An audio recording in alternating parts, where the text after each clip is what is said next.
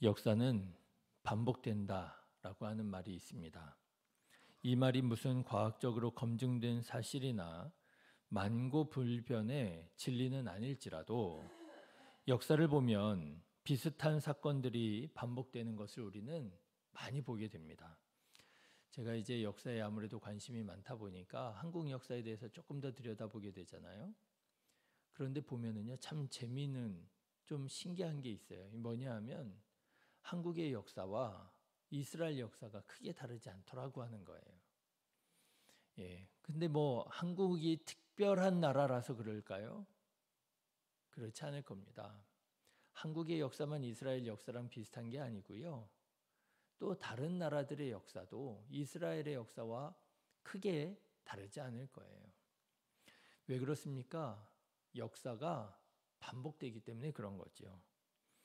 뭐 역사가 반복된다 그러니까 너무 거창하게 들리십니까?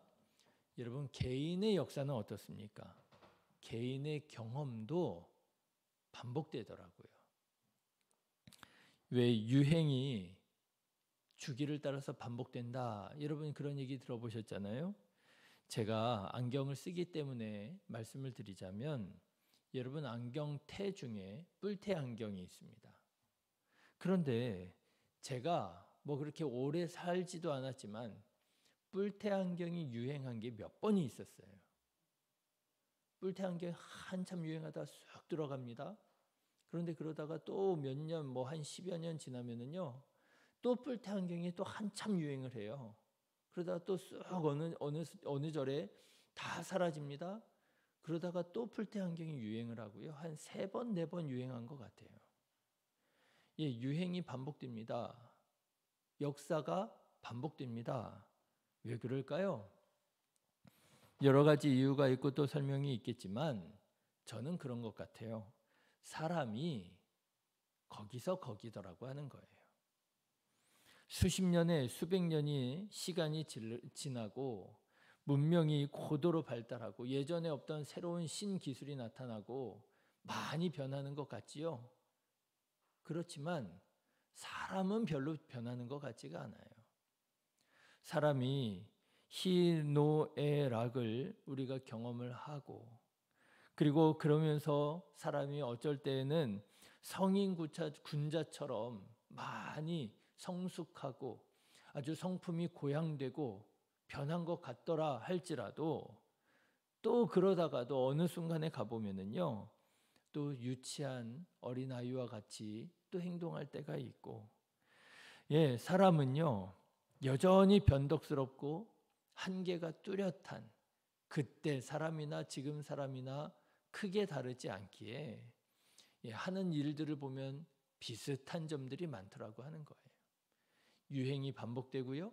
역사가 반복되는 것이지요. 그런데 성경을 봐도 그렇습니다. 여러분 성경을 봐도 역사가 반복됩니다. 타락한 사람이 반복적으로 죄를 짓더라고 하는 거예요. 그런데 또 성경 말씀을 보면 하나님은 이렇게 반복적으로 죄를 짓는 사람들을 또 반복적으로 심판하시기도 하고 또 구원하시기도 하시더라고 하는 거예요. 그래서 역사가 정말 반복이 됩니다. 여러분 성경 말씀을 보십시오. 인간의 범죄, 하나님의 심판, 하나님의 용서와 구원, 하나님의 복 이렇게 끝나면 얼마나 좋아요? 그런데 역사가 반복됩니다. 인간의 타락, 하나님의 심판, 하나님의 구원, 하나님의 복 이 패턴이요 계속 반복이 되는 거예요. 여러분 사사기 말씀을 읽어보시면 그렇죠. 사사기 말씀을 읽어보시면 이 패턴이 계속 반복이 되는 걸 보게 됩니다. 그런데 그게 사사기만의 패턴이 아니더라고 하는 거예요. 우리 인간의 역사가 이렇게 반복되더라고 하는 것이지요. 자, 여러분 오늘 말씀도 보십시오. 오늘 말씀을 보시면은 역사의 반복을 또 보게 됩니다. 바로 예루살렘의 멸망이라고 하는 문제예요. 여러분 1절 말씀을 보십시오. 하나님께서 이렇게 말씀하십니다. 1절 같이 읽어보실까요? 여호와의 날이 이르리라. 그 날에 내 재물이 약탈되어 내 가운데에서 나누이리라. 여러분, 이스라엘이, 예루살렘이 이방 민족에게 점령당하고 약탈당하게 되리라 하나님께서 말씀하시는 거예요. 그런데 여러분, 이미 이 예루살렘에는 이런 일들이 있었잖아요. 주전 586년에 바벨론의 느부갓네살이라고 하는 왕이 쳐들어와서 예루살렘 성과 예루살렘 성전을 완전히 파괴하고, 그리고 유다 왕국의 왕족과 귀족과 기술자들을 포로로 끌고 갔잖아요. 이게 일어났었던 일입니다. 그런데 하나님께서 이 일이 또 일어나게 되리라고 말씀하시는 거예요. 여러분, 주전 586년에 예루살렘 성전의 멸망이 유대인들에게 얼마나 큰 상처가 되고 트라우마가 되었는지 충분히 짐작이 되시지 않습니까? 그래서 며칠 전에 스가랴 말씀을 제가 말씀을 드릴 때 유대인들이 금식일을 정해서 금식일을 근신하며 보냈다는 거 말씀드렸잖아요. 3월, 5월, 7월, 10월에 금식일을 정하면서 근신하며 그 시간을 보내면서 다시는 그런 일이 일어나지 않기를 하나님 앞에 기도했다고 그랬잖아요. 유대인들에게는 이게 상처인 거예요. 트라우마인 거예요. 다시는 그런 일이 일어나지 않기를. 그런데 하나님께서 말씀을 하시는 거예요. 그런 일이 또 일어나게 될 거라고 하는 거예요. 2절 말씀도 한번 보십시오. 같이 읽어보겠습니다. 내가 이방 나라들을 모아 예루살렘과 싸우게 하리니 성읍이 함락되며 가옥이 약탈되며 부녀가 욕을 당하며 성읍 백성이 절반이나 사로잡혀 가려니와 남은 백성은 성읍에서 끊어지지 아니하리라. 여러분, 이 말을 듣는 유대인들의 마음이 어땠을까요?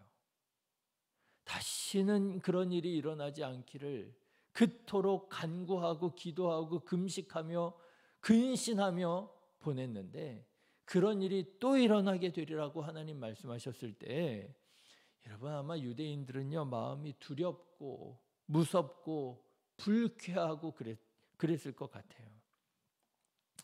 그러나 역사는 반복되었습니다.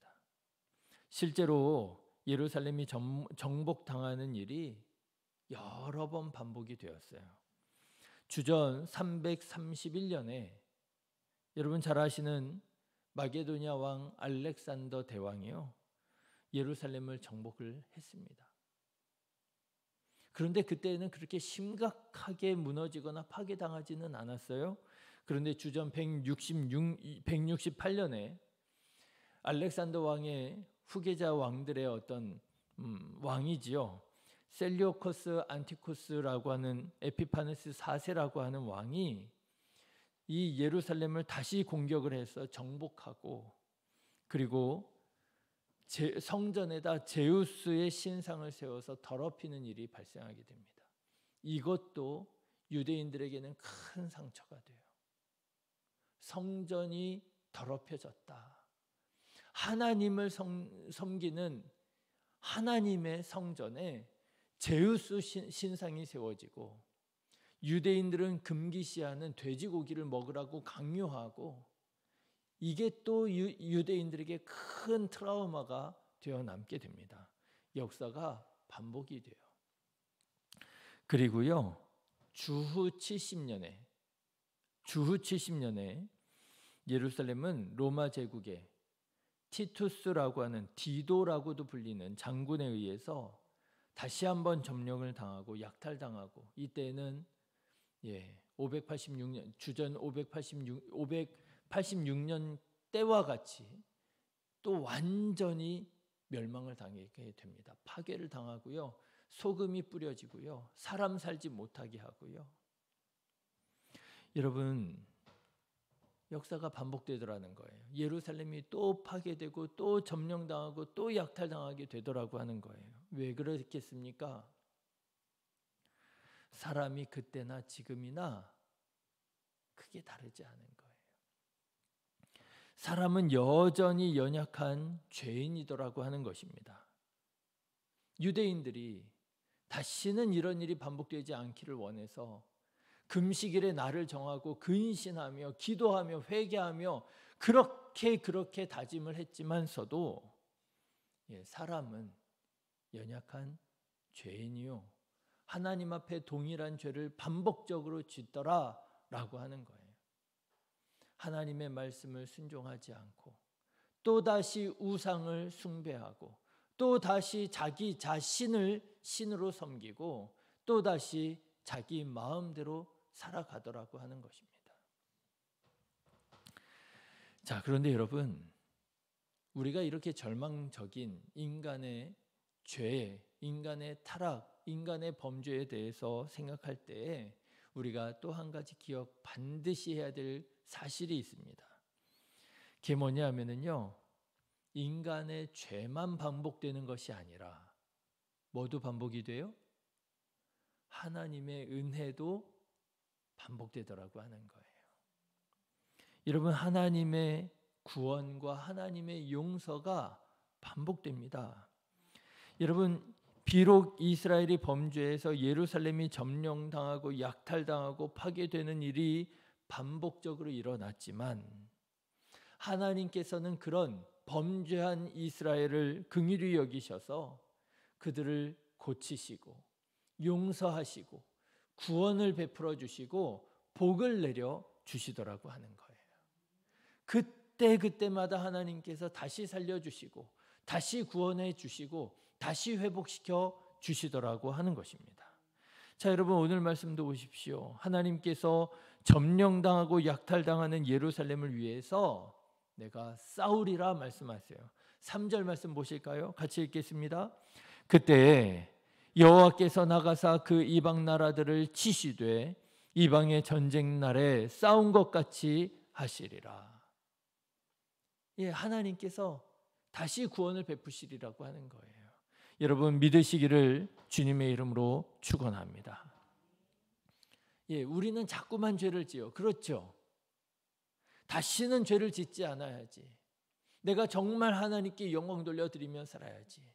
주님의 몸된 교회를 위하여 내가 헌신하고 충성하며 살아야지. 우리가 그렇게 결심하고 다짐하지만 어떻습니까? 우리 사람이 너무 연약한 관계로 우리는 또다시 내 마음대로 살고 또다시 범죄하고 또다시 하나님의 마음을 아프게 하고 우리가 죄를 짓잖아요. 그런데 하나님께서는 여전히 우리를 긍휼히 여겨주시고 사랑해 주셔서 우리들에게 또다시 감동해 주시고 또다시 말씀해 주시고 또다시 우리를 치유해 주시고 용서해 주시고 또다시 우리에게 꿈을 꾸게 하시고 또다시 우리로 주님의 나라 이루어가게 하시더라라고 하는 것입니다.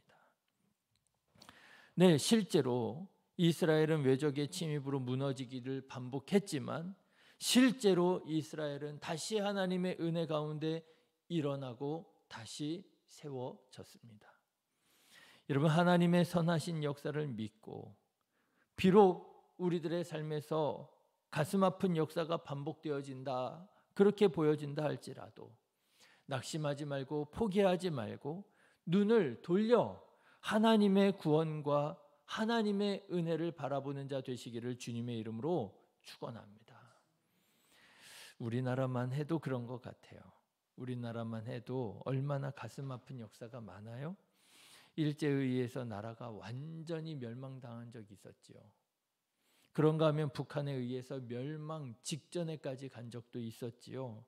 그러나 생각해 보면 그때마다 하나님께서 베풀어 주신 은혜와 구원이 있었고요.